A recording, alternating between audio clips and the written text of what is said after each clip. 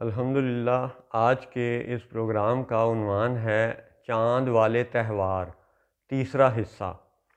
الحمدللہ 1444 ہجری اور 2023 عیسوی کے اس ماہ رمضان المبارک اور عید الفطر کا سلسلہ یہ رہا کہ دونوں قبلے جو اس روئے زمین پر ہیں، مسجد الاقصی شریف اور کعبہ شریف، ان دونوں میں عید الفطر منائی گئی 21 اپریل کو، یعنی یکم شوال وہاں پہ 21 اپریل کو تھا، اور پاکستان میں عید الفطر منائی گئی 22 اپریل کو۔ 22 اپریل کو پاکستان میں یکم شوال تھا۔ تو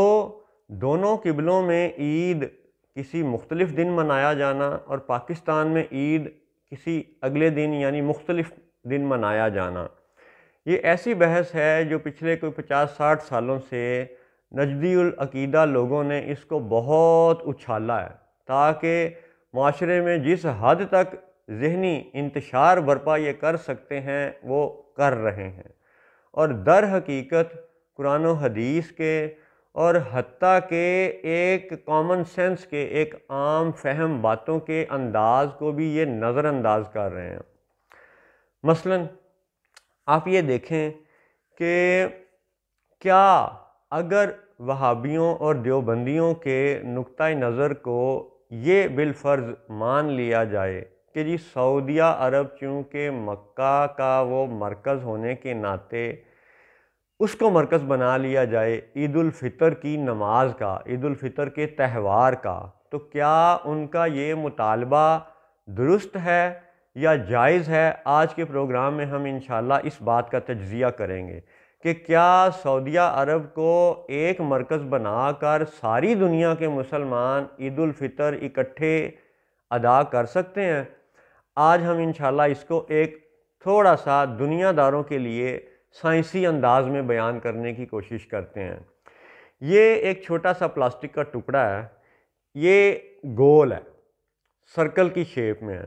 اور اس گول شکل کو ساری دنیا کے لوگ جانتے ہیں کہ دائرے کا محیط یا احاطہ کیا ہوتا ہے، کہ اگر کوئی ایک شخص دائرے کے اس کنارے سے چلنا شروع کرے اور وہ پیدل سفر کرتے کرتے کرتے یوں سارا چکر لگا کے دوبارہ اپنے پہلے اس کنارے پہ، اس حصے پہ پہنچ جائے، پورا چکر لگا لے، تو جتنا وہ فاصلہ طے کرے گا وہ اس دائرے کا محیط یا سرکمفرنس کہلائے گا۔ تو اب آپ یہ اندازہ کریں کہ چاند بھی ہمیں دیکھنے میں جب مکمل نظر آتا ہے تو گول نظر آتا ہے۔ زمین کو جب ہم دیکھتے ہیں مختلف سائنسی آلات سے، مختلف طرح سے، تو زمین بھی گول ہے۔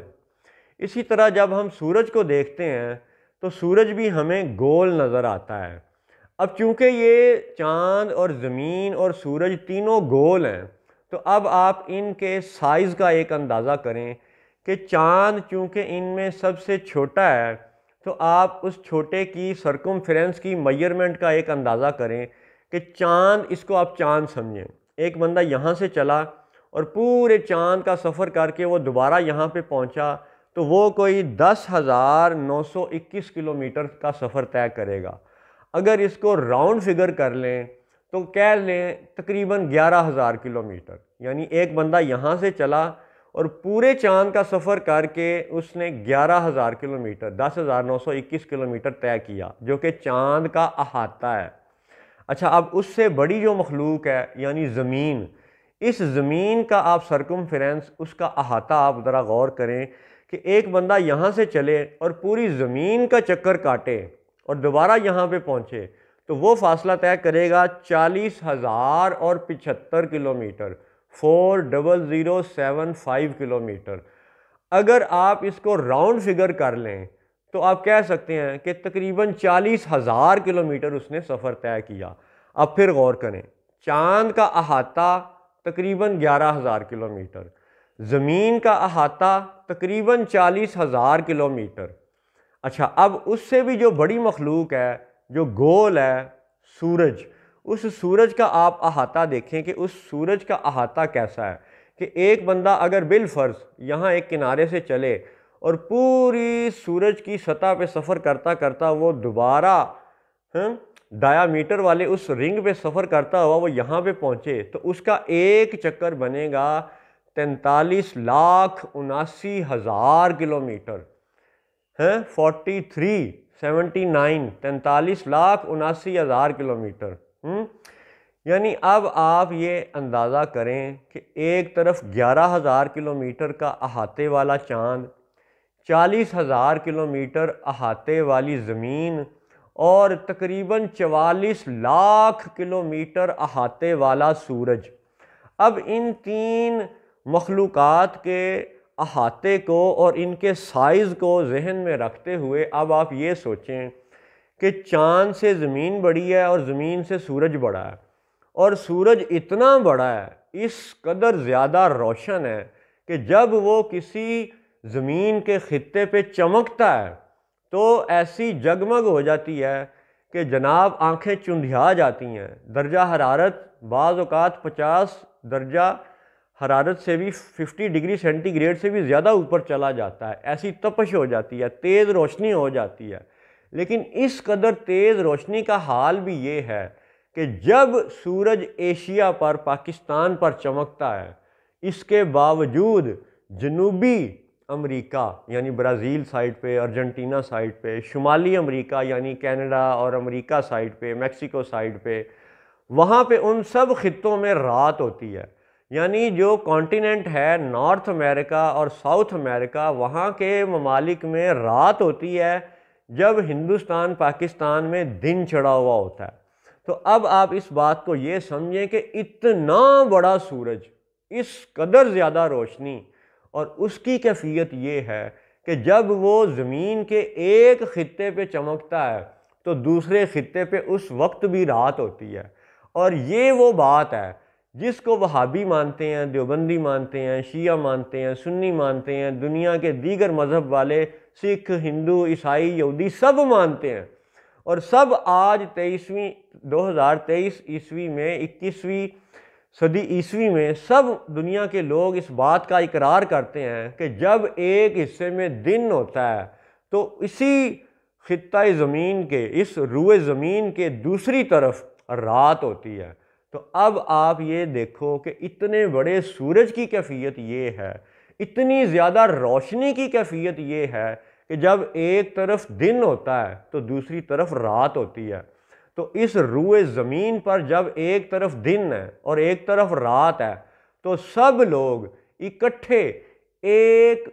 اگر سعودیہ عرب کے امام کو امام مان لیں، اگر مان لیں تو کیا ممکن ہے کہ وہ ایک وقت میں اکٹھے عید الفطر ادا کر سکیں؟ یہ بات سائنسی نقطہ نظر سے، کامن سینس سے، ایک عام فہم انداز میں اس بات کو رد کرتی ہے کہ نجدیوں کا عقیدہ کیا ہے۔ یعنی نجدی یہ جو مرکزیت کا شور مچاتے ہیں، ان کا مرکزیت کا شور مچانا صرف اپنے چندے کو حلال کرنے والی بات ہے۔ وہ چندہ جو انہیں نجدی ریاستوں سے ملتا ہے، درہم و دینار کی صورت میں، ریال کی صورت میں، یہ صرف اپنے اس چندے کو حلال کرتے ہیں، اصل میں اللہ و رسول سے وفا نہیں کرتے۔ اللہ و رسول نے تو جو ہمیں بتایا، دکھایا، ہماری عقل بھی آج ہمیں یہ دکھاتی ہے کہ اللہ تعالیٰ نے سورج اور چاند دونوں کو بیک وقت اس نظام کائنات کا حصہ بنایا ہے، اور دین ہمارا یہ کہتا ہے کہ بے شک چاند کو دیکھ کے اگلے دن رمضان یا عید کا فیصلہ کیا جائے گا، لیکن نماز کا فیصلہ پھر بھی سورج کی کیفیت کے حساب سے ہوگا۔ یعنی اس کو یوں سمجھیں کہ بالفرض پاکستان میں شام کے وقت چاند نظر آ گیا اور اگلے دن یکم شوال ہے، اگلے دن پاکستان میں عید ہے، تو جس دن عید ہوگی اس وقت بھی اگر عید والے دن مسلمانوں کا کوئی گروہ اٹھے اور وہ یہ کہے کہ ہم تو جی سورج اگتے وقت نماز عید الفطر ادا کریں گے، جس وقت سجدہ ممنوع ہے، تو کیا ان کی نماز عید الفطر قبول کی جائے گی؟ یا وہ زوال کے وقت جب سجدہ ممنوع ہے اس وقت نماز عید الفطر ادا کریں تو کیا ان کی نماز عید الفطر قبول کی جائے گی؟ نہیں کی جائے گی۔ اسی طرح وہ سورج ڈوبتے وقت جب سجدہ کرنا منع ہے، اس وقت نماز عید الفطر ادا کرنا چاہیں تو کیا قبول ہوگی؟ نہیں ہوگی۔ یعنی بے شک عید الفطر کا دن طے پا چکا تھا، چاند نظر آ چکا تھا، لیکن اس کے باوجود جب عید الفطر کا دن ہوگا تو نماز عید الفطر اور باقی سب فرض نمازیں سورج کی اس موومنٹ، حرکت اور سورج کے ساتھ منسلک وقت کے ساتھ اس نسبت سے ادا کی جائیں گی۔ یعنی جب سورج اگ رہا ہوگا اس وقت کوئی سجدہ نہیں کیا جائے گا، جب زوال کا وقت ہوگا اس وقت کوئی سجدہ نہیں کیا جائے گا، جب سورج غروب ہو رہا ہوگا اس وقت بھی کوئی سجدہ نہیں کیا جائے گا۔ تو یہ ساری مثالیں اس لیے بتائیں کہ جب 3 وقت سجدے کے لیے ممنوع ہیں، سورج اگنا، زوال کا وقت، سورج ڈوبنا، تو اب آپ ان تینوں ممنوع اوقات کو ذہن میں رکھتے ہوئے سوچیں کہ اگر سعودیہ عرب کے امام کو نماز عید الفطر پڑھاتے وقت ساری دنیا کے لوگ اپنا امام اس وقت مقرر کر لیں، مان لیں، اور ساری دنیا کے لوگ GMT گرین وچ مین ٹائم کے مطابق اسی وقت نماز عید الفطر ادا کرنا چاہیں، تو کیا سعودیہ عرب کے اس امام کی گلوبل امامت ممکن ہے؟ جائز ہے؟ کیا اس وقت پوری روئے زمین پر کہیں پہ بھی سن رائز کا ٹائم نہیں ہوگا، کہیں پہ سن سیٹ کا ٹائم نہیں ہوگا، کہیں پہ زوال کا ٹائم نہیں ہوگا؟ یعنی اللہ کے بندو یہ حقیقت سمجھو کہ اللہ نے ہمارے تہواروں کو چاند سے منسلک رکھا ہے، جبکہ عبادت کے وقت کو سورج کے ساتھ منسلک رکھا ہے۔ یہ اللہ کی شانیں ہیں، اور ان شانوں کو تسلیم کر لینے میں ہی ہم سب کی بہتری ہے، اور ہماری بہتری کے سب سے زیادہ حریص، سب سے زیادہ چاہنے والے تو محمد الرسول اللہ ہیں صلی اللہ علیہ وسلم، جنہوں نے ہمیں قرآن پاک میں یہ بتا دیا، فرما دیا، احادیث میں یہ سمجھا دیا کہ جس بھی خطے میں لوگ چاند دیکھیں، فمن شاہد منکم، چاند دیکھنے کی شرط ہے، تو جس خطے میں لوگ چاند دیکھیں وہاں پہ وہ رمضان کا فیصلہ کریں، وہاں پہ وہ عید الفطر کا فیصلہ کریں۔ لیکن یوم کا فیصلہ تو ہو گیا چاند سے، لیکن نماز پھر بھی سورج کے ساتھ منسلک اوقات کی نسبت سے ادا کی جائے گی۔ یہ ہے قرآن، یہ ہے حدیث، یہ ہے سائنس، یہ ہے کامن سینس۔ السلام علیکم ورحمۃ اللہ وبرکاتہ۔